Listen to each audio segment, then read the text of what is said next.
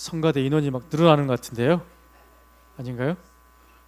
엄격한 오디션을 보고 이제 통과하신 분들만 들어 아마 이쪽 줄은 다 성가대를 나중에는 해야 될 것 같은 생각이 드는데요. 오늘 우리가 민족의 화해와 일치를 위한 기도의 날 남북 통일 기원 미사를 바치고 있습니다.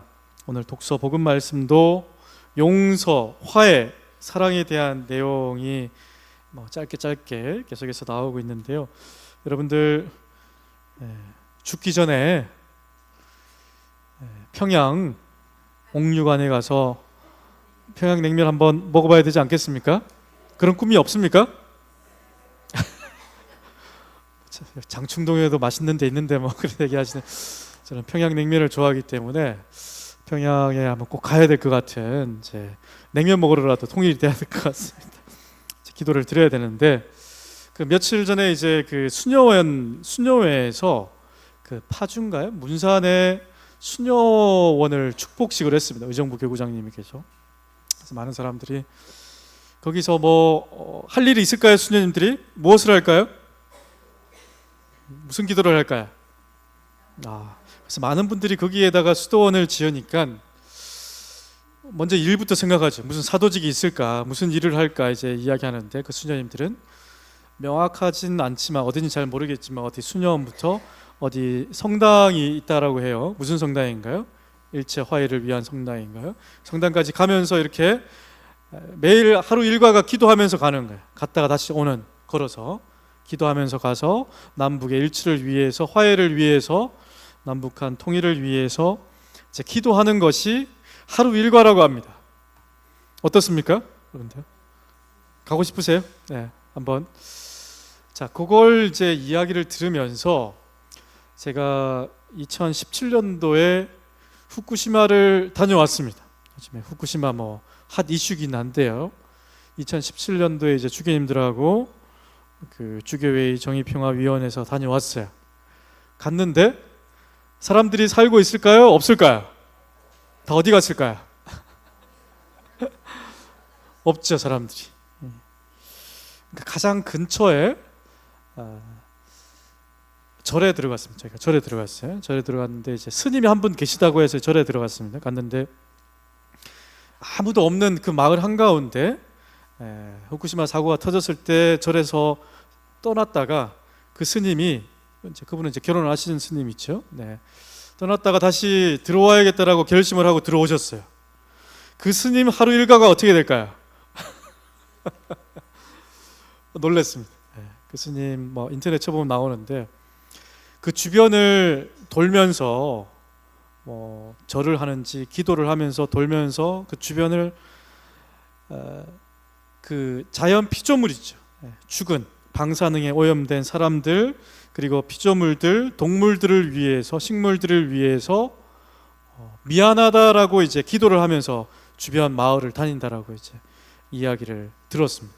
그래서 가족들이 있음에도 불구하고 놔두고 본인은 들어와서, 이것은 인간이 저지른 재앙이기 때문에 책임을 져야 되는데 누가 책임을 질까요? 도쿄 전력이 책임질까요? 아무도 책임 안 집니다. 우리나라 26개 원전 있는 거 아시나요? 지진대 위에 세워져 있습니다. 울산, 경주 지진대예요. 요즘에 이제 지진대라는 걸 살짝 이제 이야기하는데, 알면서도 그 위에 원자력 발전소를 지었습니다. 부산, 울산이 제일 많아요. 누가 책임질까요? 이런 생각이 드는 것이죠. 그래서 우리가 기도도 중요하지만 함께 이야기를 계속해 나가야 되는 것이고, 오늘 복음에 나오는 77번, 7번이 아니라 77번까지라도 용서를 해야 된다, 사랑해야 된다라고 이야기를 하는 장면을 어떻게 받아들여야 될지, 그래서 우리가 할 수 있는 것은 이제 기도죠. 그 스님과 수녀님들이 이제 매일 아침 일과를 남북한 통일, 그리고 후쿠시마 핵발전 사고의 책임을 위해서 기도를 하는 것처럼 우리도 남북한 화해와 일치, 서로 적대 관계, 나쁘다라고 이야기하면 끝이 없죠. 끝이 없습니다. 이것이 어둠의 영이 들어오는 통로예요. 통로입니다. 자, 오늘 저는 이독서의 내용이 아주 정말 중요하다라고 계속해서 반복해서 읽게 되는데요. 자, 제 이독서에서는 하느님께서 그리스도 안에서 여러분을 용서하신 것처럼 서로 용서하라는 말씀과 함께 5장 1절에 그러므로 사랑받는 자녀답게 하느님을 본받는 사람이 되십시오. 사랑받는 자녀답게 살아가라는 말씀을 하죠. 5장 2절에서도 사랑 안에서 살아가십시오. 사랑받는 자녀답게 살아가라는 말씀과 더불어서 4장 30절에는 성령에 대한 내용이 나옵니다. 하느님의 성령을 슬프게 하지 마십시오. 여러분은 속량의 날을 위하여 성령의 인장을 받았습니다. 사랑받는 자녀답게 살아가는 것과 우리 그리스도 신자들은 세례 성사를 통해서 하느님의 성령을 받았기 때문에 성령의 뜻에 따라서 살아가라는 말씀이죠. 오늘 강의 때도 잠시 말씀드렸지만 사랑하는 것, 용서하는 것, 믿는다라는 것, 희망한다라는 것, 사랑을 내가 할 수 있는 것일까요?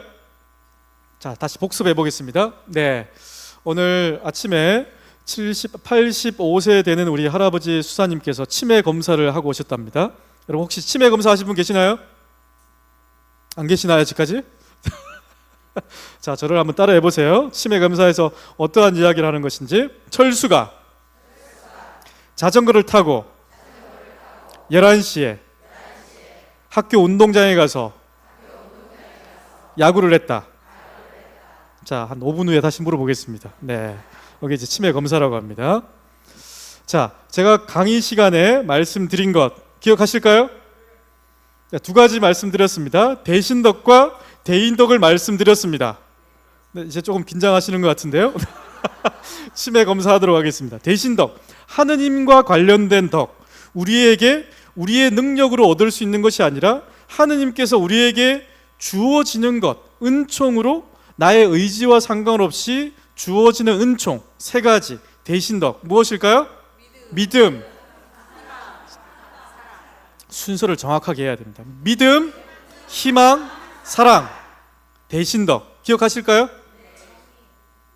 네, 먼저 얘기하지 마시고 잠시만. 네, 제가 이제 마침 기도할 때 또 물어보겠습니다. 치매 검사입니다 이제. 그래서 자, 두 번째, 하느님과 관련된, 하느님께서 주어지시는 거라면 우리 인간의 노력으로 할 수 있는 덕행 생활, 인간 관계 안에서 하느님께 나아가고자 하는 우리의 능력, 의지, 네 가지라고 얘기했습니다. 네 가지는 사추덕이에요. 네 가지 척추가 되는, 인간 삶의 척추가 되는 중요한 덕목 네 가지를 이야기했습니다. 순서대로 해보겠습니다. 지혜, 용기, 정의, 절제. 치매는 아니신 것 같은데 여러분들 보니까. 네. 두 가지입니다. 아시겠죠? 대신덕과 대인덕을 두 가지를 이야기했습니다. 그 가운데서 지금 요즘 원전 사고라든지 후쿠시마 기후위기 문제 때문에 나와 있는 이제 사회윤리에 대한 내용이 나온다라는 것이죠. 이것이 바로 정의라는 부분입니다. 정의라는 부분. 자, 그래서 중요한 것은 사랑은 내가 하고 싶다고 해서 할 수 있을까요? 네, 주어지는 것이라고 했습니다. 주어지는 것이에요. 사랑은. 옆에 있는 분들 한번 얼굴을 보실까요? 네, 옆에 있는 분들은 이제 사랑을 하실 수 있다라고 보시겠지만 이제 집에 가시면 옆에 있는 분들을 사랑을 해야 되는데 사랑을 하시겠습니까? 네. 이것은 여러분들의 의지로 하시는 것이고 사랑은 주어지는 겁니다. 하느님께서 주어지는 것이기 때문에 완전히 내가 할 수 있는 것은 지혜, 용기, 정의, 절제예요. 네.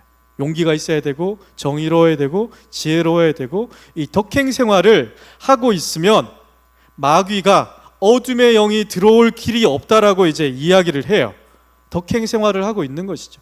그렇기 때문에 오늘 말씀하신 용서와 사랑이라는 것도 우리가 할 수 있다라고 해서 사랑을 하는 것이 아니라 주어진다라는 것입니다. 은총으로 주어지는 것이. 내가 미워하는 사람들을 미워하지 말아야지. 한다고 해서 안 미워할까요? 안 된다라는 것이죠. 자, 그래서 이 독서에 나와 있는 내용 두 가지만 말씀을 드리고 마치도록 하겠습니다. 31절의 4장 31절 내용인데요. 모든 원한과 격분과 분노와 폭언과 중상을 온갖 악의와 함께 내버리십시오. 내버리십시오. 자, 이것은 마이너스입니다. 없애는 거예요. 내 안에 있는 안 좋은 것들을 없애는 것을 바티칸 공의회 이전에는 강조를 했던 부분입니다. 정화에 대해서 강조를 했습니다. 내 안에 있는 안 좋은 것들을 없애야 된다. 그렇게 하지 말아야 돼. 그렇게 하면 안 돼. 이렇게 이야기했다면 지금 가톨릭 교회에는 어느 것을 또한 강조하냐면 5장 1절에 나와 있는 것과 같이 사랑받는 자녀답게 하느님을 본받는 사람이 되십시오. 계속해서 안 돼. 하지 마. 그렇게 하면 안 돼. 이렇게 이야기하는 것이 아니라 내가 누군가요? 사랑받는 자녀라는 것을 강조를 합니다. 프란시칸 영성이죠. 동방교회에 남아있는 영성입니다. 친교와 사랑과 관계와 연결, 통합, 충만. 그렇죠. 네, 그래서 지금까지 가톨릭 교회는 지금도 본당에서 성당에서 여러분들 기도할 때도 나는 이것은 하면 안 돼. 저렇게 하면 안 돼. 하지 마. 왜 그렇게 해? 이것만 강조했다면 이제는 가톨릭 교회가 어떻게 나가야 된다? 사랑받는 자녀이다. 나는 하느님의 거룩하고 사랑받는 자녀이다라는 것을 이제 체험을 해야 된다라는 것이죠. 요즘 트렌드입니다. 트렌드. 여러분들 유행 아세요? 유행? 트렌드. 가톨릭 교회의 트렌드가 이제 예전에는 계속해서 정화 작업, 안 좋은 것들만 계속 이야기했다면 지금은 프란시칸 영성으로 완전히 바뀌었어요. 안 좋은 것들만 계속 없애는 것이 아니라 좋은 것으로 계속해서 채우는 방향으로 바뀌고 있다는 겁니다. 트렌드를 따라가셔야 되는데 따라가시겠습니까? 우리 800년 전부터 프란시칸들은 강조했던 내용인데 가톨릭 교회가 이제서야 그 트렌드를 이야기하고 있습니다. 여러분들 다 알고 있는 내용이에요. 하지만 기도하실 때 어떻게 기도하시나요? 나의 죄, 잘못, 어두움, 약한 부분만 계속해서 이야기를.